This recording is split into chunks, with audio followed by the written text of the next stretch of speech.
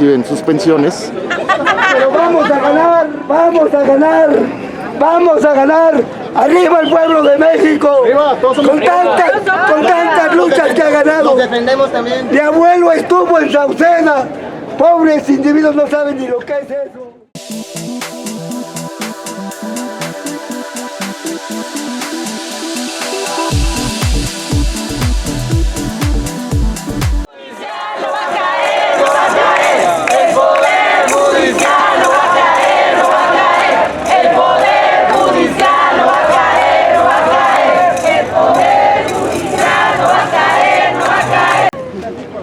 Y clásico en Morena, mandaron provocadores para buscar pleito contra los juzgadores.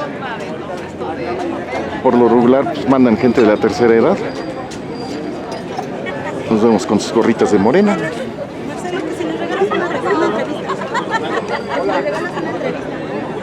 Vienen los youtubers a entrevistar a...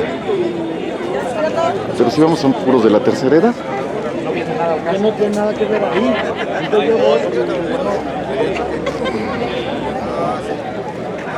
Y bueno, estamos viendo que buscan confrontar a los trabajadores del Poder Judicial. Y ellos acá están. Estas pancartas que ya las conocemos son muy viejas. Ya llevan más de un año usándolas.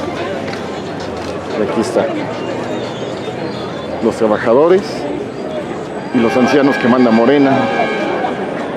Si vemos pura de la tercera edad, que les dicen que tienen que venir porque si no les quitan sus pensiones.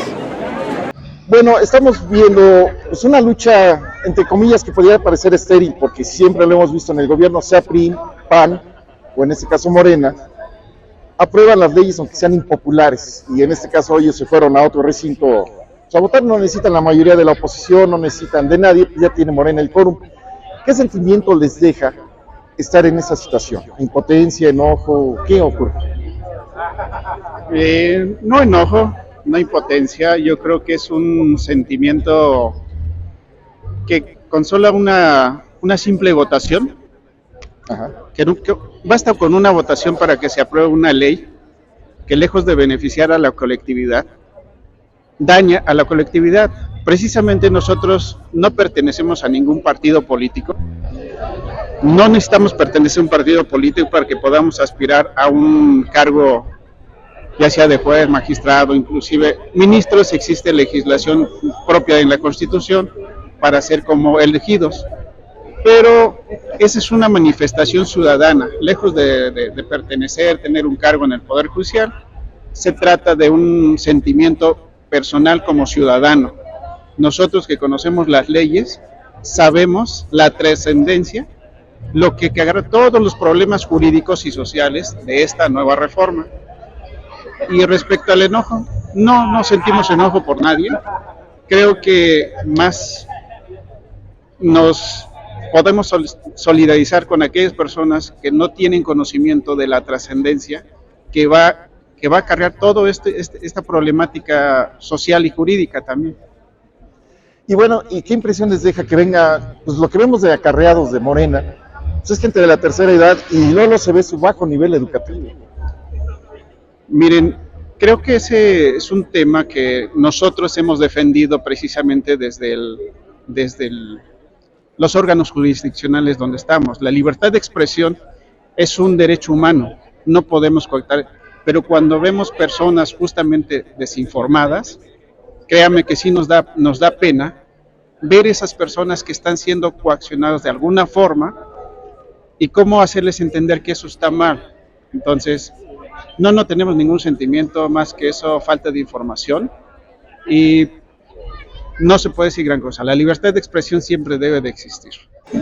Pues fíjense que en realidad eso nos muestra cuál ha sido la dinámica a propósito de esta reforma judicial. Es decir, ha habido una cerrazón absoluta por parte del Estado, por parte de los actores políticos, para entender cuáles son nuestras preocupaciones, para saber cómo es que no nos parece que esta reforma, en los términos en que está propuesta, lejos de beneficiar a la justicia, lejos de mejorarla, pues en realidad lo que va a hacer es perjudicar enormemente la estabilidad jurídica, los derechos y libertades de todas las personas en este país. Ahora, por ejemplo, un caso emblemático, el de Rosario Robles, la juzga un pariente de Dolores Padierna. Esto se puede repetir así, de que lleguen los amigos y parientes de los diputados, senadores. Pues es que a propósito de ello, lo que la gente debe saber es que tenemos un rígido sistema de disciplinario donde tenemos la obligación de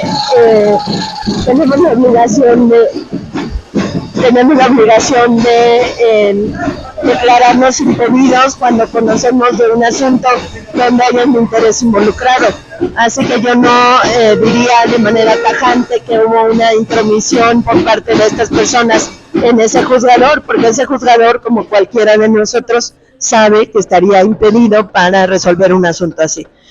Aquí el punto entonces es conocer esos mecanismos legales. Si alguien cree que algún juez o jueza no pueda ser imparcial, pues hay que instar para que se declare impedido y no hay ningún problema. Hay un detalle aquí muy interesante y lo he platicado con los periodistas que cubren la fuente de seguridad. Le llaman seguridad. Así es. Sí. ¿Cómo le llaman? Y es que la gente se enganchó en el discurso de Morena porque ha habido muchas injusticias. Es una realidad. Es cierto. No nada más pasa en México, pasa en todo el mundo, pero estamos hablando de México. Así es. ¿Cómo decirle a la gente que pues a veces hay un ganador, un perdedor? A veces, yo lo he visto, que luego los ministerios públicos se arreglan afuera. Exacto. ¿Cómo convencer a la gente que se puede cambiar? A ver, es que acá lo que tendríamos que tener claro es todos los actores que se involucran en la administración de justicia. ¿Y a qué me estoy refiriendo? Me estoy refiriendo a todas las fiscalías, me refiero a los ministerios públicos, me refiero a las defensorías públicas, me refiero a todas estas circunstancias. Entonces, a partir de eso, aquí lo importante es entender que todos esos son actores involucrados en la administración de justicia. Y lo que me parece que es un sesgo totalmente incompleto es atribuirle toda la responsabilidad al Poder Judicial de la Federación.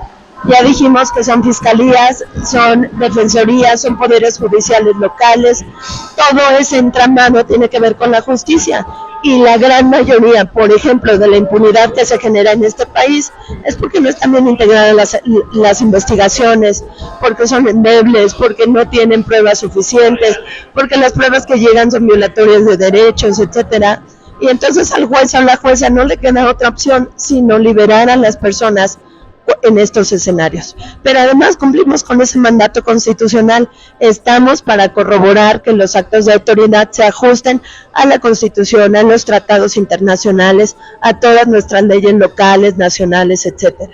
Lo que no podemos perder de vista es que México forma parte de ese concierto global donde todos los países adquieren compromisos y esta reforma ignora por completo los compromisos que ha adquirido el Estado mexicano.